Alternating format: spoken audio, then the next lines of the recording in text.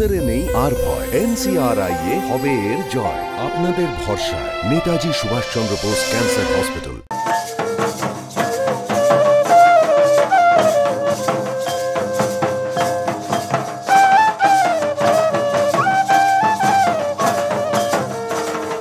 একেবারে এই ছবিতে যেটা দেখতে পাচ্ছেন এটা হচ্ছে মঞ্চের ছবি, যেখানে আদিবাসী ধামসা মাদল সহযোগে আদিবাসী সাংস্কৃতিক অনুষ্ঠান সেটা চলছে, সঙ্গে আদিবাসী নৃত্য চলছে।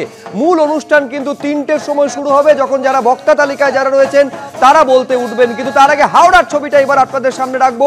ঐশী মুখোপাধ্যায় আমাদের প্রতিনিধি রয়েছেন হাওড়া থেকে। প্রচুর বাম সমর্থক, তারা এক এক করে ব্রিগেডের দিকে পা বাড়িয়েছেন। দেখাও ঐশী।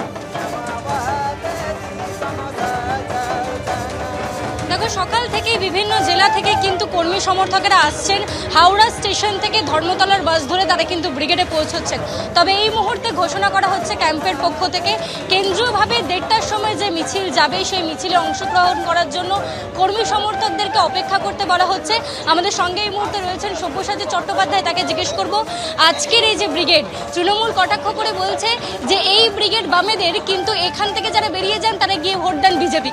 এখন প্রশ্ন হচ্ছে, তৃণমূল কংগ্রেস শ্রমিক শ্রেণীর বিরোধী একটি রাজনৈতিক দল, তারা শ্রমিকের ঐক্য থাকবে এটা পছন্দ করবে না, এবং বিজেপিও শ্রমিক শ্রেণী বিরোধী রাজনৈতিক দল, যাদের যে নয়া উদারবাদী অর্থনীতি বলুন, শ্রমিক বিরোধী অর্থনীতি বলুন, কৃষক বিরোধী অর্থনীতি বলুন, এই নীতির প্রশ্নে তৃণমূল আর বিজেপির কোনো ফারাক নেই। স্বাভাবিকভাবে যে কথাটা এসেছে, তৃণমূল কংগ্রেসের পক্ষ থেকে শ্রমিকের ঐক্য যখন তৈরি হওয়ার চেষ্টা তারা দেখছেন, তারা এটাকে ভাগ করবার চেষ্টা করবেন, তারা এইভাবে কথা বলছেন। যারা আসছেন তারা এই মুহূর্তে দাঁড়িয়ে এই বাংলার দুদিক থেকে যে চাপ পড়ছে শ্রমজীবী মানুষের উপর, রোজগার বাড়ছে না, বেকারি বাড়ছে, মানুষের জীবনের সুরক্ষা থাকছে না, প্রতি মুহূর্তে আমাদের এখানে একটা অশান্তি, সাম্প্রদায়িকতার উস্কানি, মৌলবাদী শক্তির তাণ্ডব, এটা এত পরিমাণ বেড়ে গেছে, এর পিষ্টে যাচ্ছে হচ্ছে শ্রমিক শ্রেণী, তাদের ব্রিগেড, তারাই যন্ত্রণা। 2011 থেকে 2024 যে শ্রেণী বিচ্ছিন্নতা সৃষ্টি হয়েছে এই বামেদের, তার জন্যই কি ক্ষেত মজুর, কৃষক এদের ডাকে ব্রিগেড? আমি আবার বললাম, শ্রেণী বিচ্ছিন্নতা তৈরি হয়নি, শ্রেণী বিচ্ছিন্নতা কখনোই বামেদের তৈরি হয়নি, বামেরা শ্রেণীর রাজনীতি করে যাচ্ছে। কিন্তু এটা প্রশ্ন, এটা সঠিক কথা যে শ্রমজীবী মানুষের যে আন্দোলন সংগ্রাম আমাদের গোটা দেশে, সেই সংগ্রামের ক্ষেত্রে রাজ্যের বামফ্রন্ট সরকার একটা আলোর দিশা ছিল, যারা শ্রমিক শ্রেণীর পক্ষে অবস্থান নিতেন।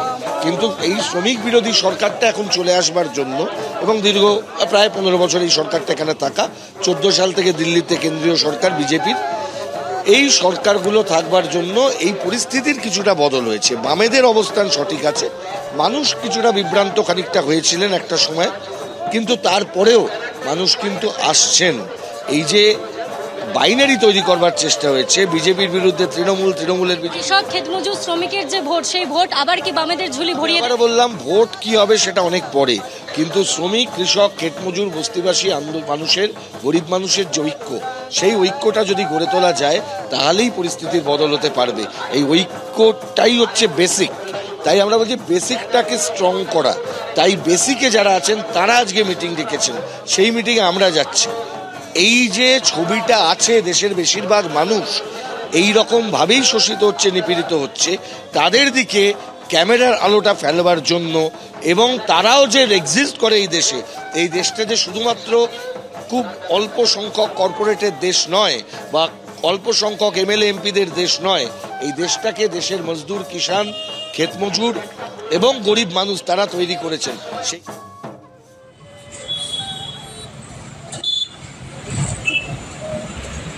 এই মুহূর্তে হাওড়ার যে ছবি দেখতে পাচ্ছেন, এই বাসে করে বাম কর্মী সমর্থকেরা, অর্থাৎ যারা একেবারে যে শ্রমিক শ্রেণীর মানুষ, যে কৃষক, যারা খেটে খান, তারা আজকে আসছেন এই ব্রিগেড সমাবেশে, এই ব্রিগেড প্যারেড গ্রাউন্ডের জন্য।